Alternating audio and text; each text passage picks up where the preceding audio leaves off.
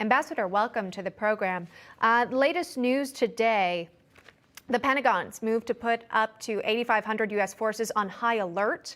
That's what we're learning here. Again, it's been sort of a switch from the Biden administration, which up until recently was taking a more restrained stance on Ukraine out of fear of provoking Russia possibly into invading. Again, we recall the president's own minor incursion comment.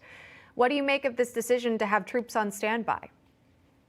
Well, it's a small step. He's talked about potentially relocating these troops to parts of Eastern Europe. That's not the Ukraine. I don't think the American people have an appetite for American troops actually to be in Ukraine and on the border. It's another small step, but I don't think when Russia's looking at the United States and they're looking at NATO, that they're seeing a unified, strong reaction to what they are doing. I think they still see a very much a divided coalition.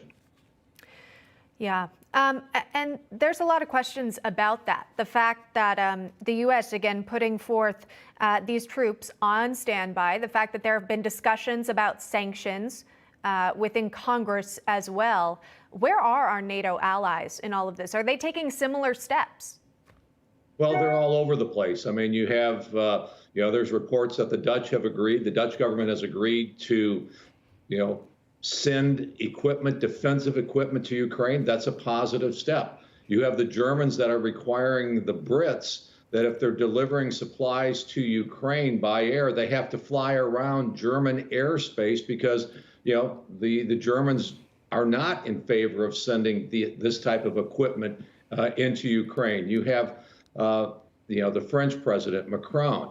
What does he say? He says the EU needs to negotiate separately with Russia. And then the final thing that has happened for years, and this is why Russia is also emboldened, is as the United States pushed for our NATO allies to spend more on defense, to really bolster NATO and to make it into something meaningful, most of our allies in Europe continue to refuse to spend on NATO, even though they all agreed in 2014 they would spend 2% of their GDP on national security, bolstering NATO. Most countries are well below that at 60 to 70% of that number. Russia sees all of that. Yeah. All of these actions are, of course, very public, and you know that Putin is watching here. Ukraine also weighing in. Our reporter was pointing this out as well. The fact that the U.S. had advised embassy family members, their staff to evacuate.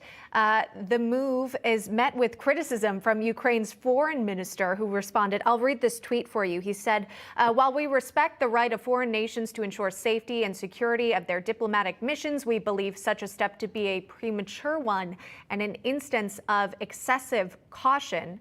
Again, this is from the foreign minister. And also, for you, Ambassador, the State Department warning that it will not be in a position to evacuate U.S. citizens from Ukraine in the event of a Russian invasion, saying in part, U.S. citizens currently present in Ukraine should plan accordingly.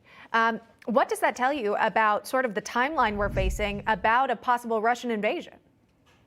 Well, what it tells you is that our folks in Kiev, they want to be fully prepared to deal with the consequences on the ground if Russia decides to invade. The last thing that you want to have, and I served as an ambassador, the last thing I would want to have is to focus on American employees of our embassy and their families if Russia invaded. What you want to have is you want to be able to focus all of your diplomats on the crisis, helping the Ukrainian government, focusing on the threat. So it's a prudent move to take our folks out. Yes, it sends a signal to Russia that I'm sure the Ukrainian government does not like. It sends a signal to the Ukrainian people, that the Ukrainian government is not going to like. They were calling for calm. They see America pulling our families out. But the bottom line is the focus of the embassy is diplomacy. Our resources need to be focused on dealing with a crisis if it occurs, not evacuating Americans that could have been evacuated 4 weeks, 8 weeks, a couple of months before. Yeah, the warning has been sent out to make travel plans. Of course, we'll wait and see what happens. Ambassador Pete Hoekstra, thank you so much, sir, for joining us today. Hey, I'm Rob Finnerty. Thanks for watching. If you enjoyed this video, please join the conversation in the comments below. Don't forget to subscribe, too. Hit the bell icon to be alerted to breaking news. And remember, there's a whole lot more on Newsmax TV, America's fastest growing cable news network. Newsmax TV, we're real news for real people.